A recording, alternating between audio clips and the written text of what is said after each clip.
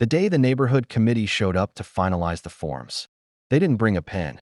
They brought a woman who treated a clipboard like a gavel and a pistol like a verdict. My daughter had just pulled into the driveway, still wearing her workout clothes, when the committee leader stepped in front of the car, insisting she sign paperwork to either join or leave. My daughter politely declined. The woman's hand drifted toward her hip. The porch camera captured every second, the stance, the draw, the muzzle tracking someone who hadn't so much as touched the property. Someone whose job was to protect people, not threaten them. The committee thought they were finishing membership forms. Instead, they walked straight into a criminal report. I'd never lived anywhere governed by a neighborhood association before. The lake had seemed worth the risk. Quiet waters, a modest house tucked beneath old oaks, a dock visited by herons as if they, too, paid dues. The first few months mirrored the brochure, seasonal banners, block parties, polite reminders about trash bins and porch lights.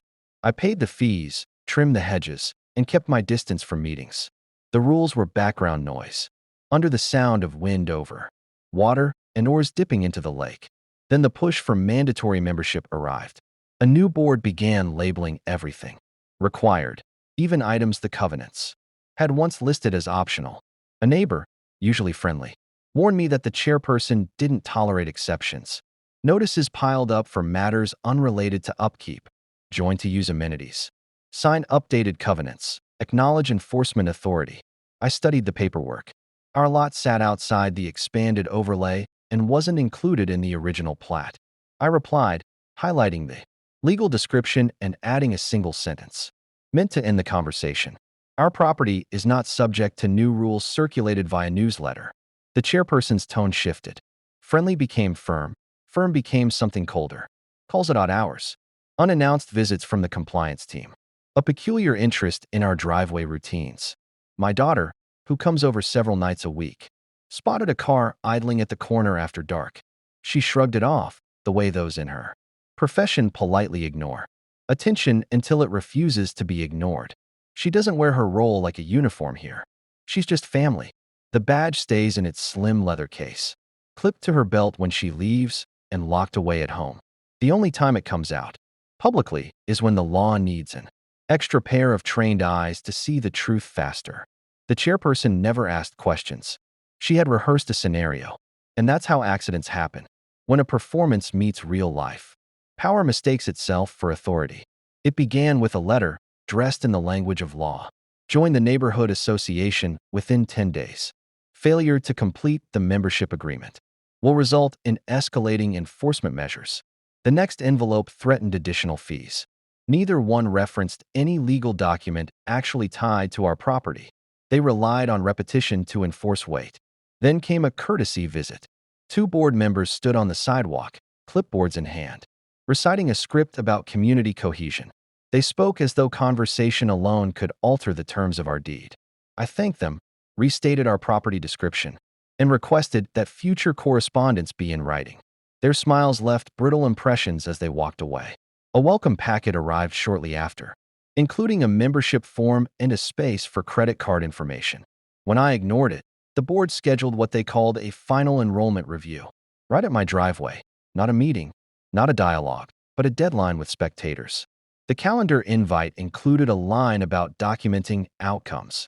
The day before, my side cameras recorded the chairperson pacing the cul-de-sac at dusk, shuffling through a stack of forms. The next morning, a full committee appeared, for people clustered at the curb, pretending the street itself was a conference room under their control.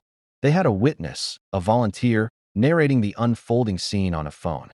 The chairperson stepped forward, jaw tight, holding a folder the way some lean on certainty. I had prepared the papers the moment required, copies of our deed and plat, a 1-page memo outlining the boundary of their covenants, and a clear sentence stating that we decline membership in a private association that does not govern our land.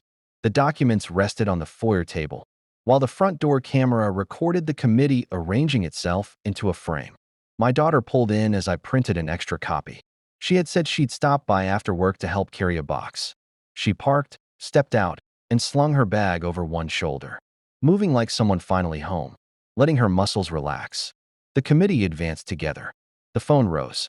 The witness began narrating a story of refusal to cooperate. The chairperson spoke, words muffled by the door, then pointed at the blank line on the form like a teacher, indicating the word she wanted repeated.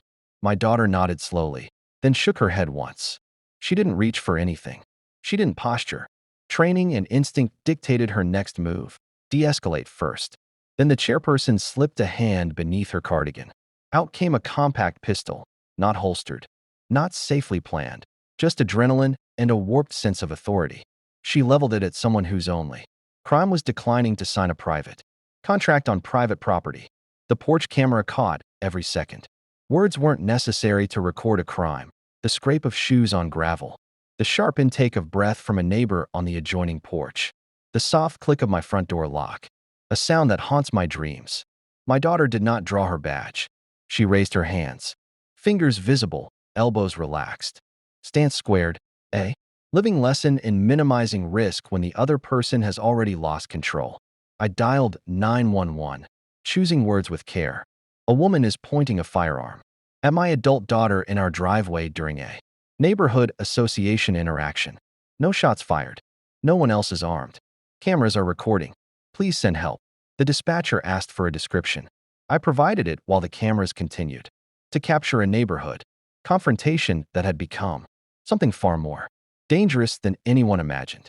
The situation had moved from neighborhood drama to a report the county couldn't ignore. The small crowd shifted. The witness lowered the phone. A neighbor ducked back inside. The chairperson's wrist trembled, the way a hand shakes when it grips something it doesn't truly control. The gun did not come down. The moment didn't shrink. It waited for the people trained to end it safely. The first patrol car arrived without sirens, lights off, positioning precise. Another followed, staged for cross coverage. Years of practiced response poured out of the deputies. Calm, measured eyes scanned the scene. Voices carried authority without shouting. Officers don't negotiate with chaos, they stabilize it. The lead deputy parked diagonally across the driveway, blocking the mouth of the street, then stepped out with the steady stance that says adrenaline is unnecessary here. He read the triangle the porch camera had captured, my daughter with open hands, the chairperson holding a pistol at chest height, and half the committee caught in a mess they helped create. His words traveled across the lawn, deliberate and firm. The chairperson's shoulder jerked. The muzzle wavered. The deputy's next statement was slower, focused on the single truth that mattered in that instant.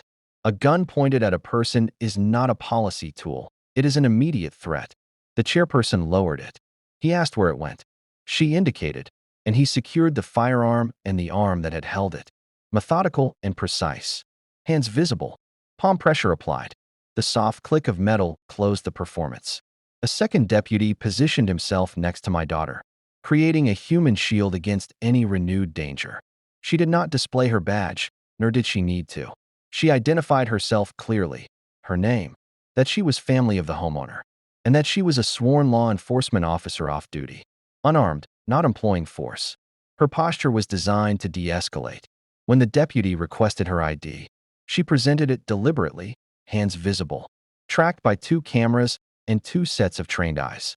The porch camera witnessed the law take control, the pistol secured, chain of custody established. The witness stepped away from the committee.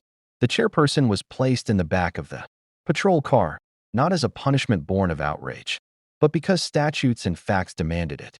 Charges for brandishing, assault with a deadly weapon, menacing, and potential trespass were already moving toward ink.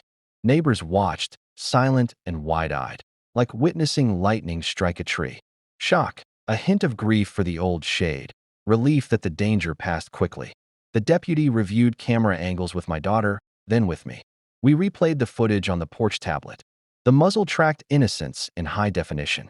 The deputy's notes became the only version of events that would matter, the one that could endure silence and closed doors. When asked if we wanted to pursue charges beyond the state's investigation, I looked at my daughter. She bore the quiet gravity of someone who knows the best. Justice is the kind that makes the next moment safer for everyone, including the person who created the last danger. We nodded. A case number was assigned. The sheriff's office moved faster than any HOA letter ever could. A detective collected long and short clips, timestamps, and every small detail that revealed intent, the hand under the cardigan, the muzzle tracking a target that posed no threat, the faint sound of my 911 call. By afternoon, the booking log mirrored the porch camera's record, an arrest for assault with a deadly weapon, brandishing, and trespass. The HOA released a carefully worded statement. Personal actions under investigation. Safety remains our priority. The committee resigned in stages. Their membership push webpage vanished. The volunteer who filmed preferred privacy. A neighbor who had signed up for compliance. Duties brought a pie and a cautious apology. We hadn't expected violence to go this far. It always overestimates its justification. Normal life rewired itself. My daughter returned to being family in the driveway, not a badge in a story. The side gate lock adopted a new habit, catching every time. The foyer table now held a different stack, camera footage, deed copies, a printout of statutes defining assault, and a single-page summary showing where neighborhood covenants end when they meet property law and criminal statutes. When others asked for guidance, we handed them that page with one instruction: start here. The lake resumed its routine. The heron treated the dock like it had membership. The mortgage persisted. The oaks whispered in counsel to the wind. The HOA still hosted seasonal events and sent reminders. They never returned with forms. A younger board member eventually reached out, asking to borrow our documentation checklist. That felt like a small, worthwhile victory. The lesson is simple, heavy, and true. Rules are not law. Titles are not training. Pointing a gun at a problem is not governance. If anyone ever attempts to use a weapon to dictate policy in your yard, stop the scene safely. Preserve the footage, and let the law write the last sentence. Would you argue with a muzzle? Or make one call? Hold steady, and let statutes finish the story.